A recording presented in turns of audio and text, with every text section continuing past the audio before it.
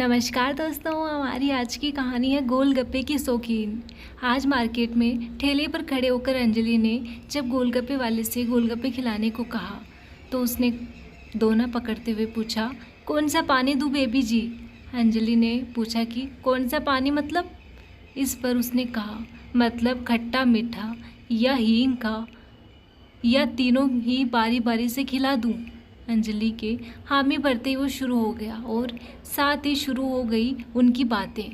इस शहर में नहीं हो क्या बेबी जी? हमारी दुकान शहर में मशहूर है, पर लगता है आपको पहले नहीं देखा कभी। यहाँ तो सब जानते हैं कि हम ही हैं जो 3 पानी वाले गोलगप्पे बेचते हैं। अंजलि ने किसी बात का जवाब नहीं दिया। वो तो आज अपनी ही दुनिया में गुम थी। एक एक गोलगप्पा जैसे उसकी जीभ से होता हुआ गले के रास्ते से पेट में जा रहा था, पर उसे जन्नत नसीब हो गई। लग रहा था आज 30 साल बाद उसने अपनी पसंद के गोलगप्पे ठेले पर खड़े होकर खाए। ऐसा नहीं था कि गोलगप्पे नहीं खाए, पर घर में ही खाए, उनके शेफ के हाथों से बने, तहजीब से क्लब्स वाले हाथों से, चम्मच से एक एक गोलगप्पे में पानी डालकर, वो भी सिर्फ 2 या 3। जबकि अंजलि अपनी सहेलियों के ग्रुप की गोलगप्पा चैंपियन थी और उसे गोलगप्पे बहुत पसंद थे। फिर जब उसकी शादी एक बहुत रईस परिवार में हो गई तो उसके हिसाब से ढलते ढलते जैसे उसके सारे शौक दफन हो गए। उसके पति अरुण बहुत ही हाइजीनिक का ध्यान रखने वाले, कम बोलने वाले और थोड़े गुस्सेले वाले थे। 20 साल की अधकड़ सी लड़की के सारे सपने धराशायी हो गए। फिर अरुण उसे कभी अकेला ना छोड़ दे। वो मायके भी रहने जाती तो साथ ही जाते और साथ ही लेकर आ जाते। माँ, पिताजी, दामाद की आव भगत में बेटी से ढंग से बात भी नहीं कर पाते थे। बस अंजलि की किस्मत से कि कितना प्यार करने वाला पति मिला है।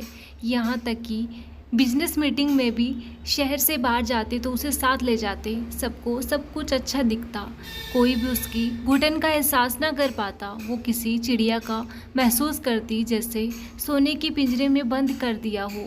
आप सोच रहे होंगे फिर आज ऐसा क्या हुआ कि अंजलि अपनी इच्छा पूरी कर पा रही है? तो हुआ यूँ कि अरुण पिछले दिनों बाथरूम में फिसल गया था, जिसके कारण वो 1.5 महीने से बिस्तर पर था।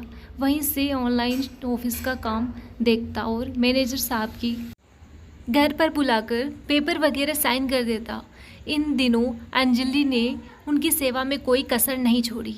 यूँ तो उसने बाय रख रखा था अरुण की मदद के लिए, फिर भी अंजलि खुद ही अरुण का सब काम देखती थी।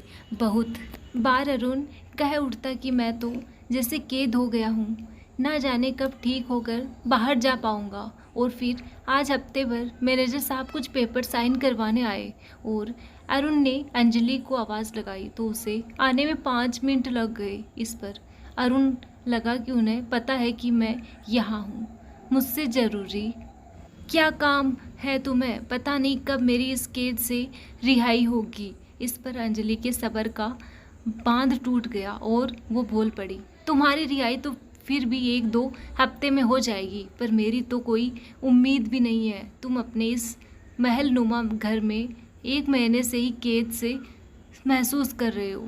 मेरी हालत सोचो, ये ज़िंदगी मुझसे अब जी नहीं जा रही है। जहाँ कहने को तो मैं रानी हूँ, पर मेरी औकात किसी गुलाम से कम नहीं है। पर बस अब और नहीं, आज से मैं अपनी मर्जी से सब करूँगी, बिना किसी की नाराज़गी या गुस्से की परवाह किए। आज से अपने जीवन की मालकिन मैं खुद हूँ। तो आज अपनी आज़ादी को सेलिब्रेट करने के लिए अंजलि हिम्मत करके अपनी एक छोटी सी ख्वाहिश पूरी करने आ गई, गोलगप्पे खाने। मेरी नज़र में अंजलि देर आई पर दुरुस्त आई।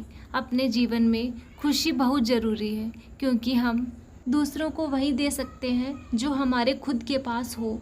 आपकी क्या राय है? मुझे कमेंट करके बताइए। मेरी कहानी आपको अच्छी लगी हो तो लाइक शेयर करना, प्लीज़ मेरे चैनल को सब्सक्राइब करना। धन्यवाद।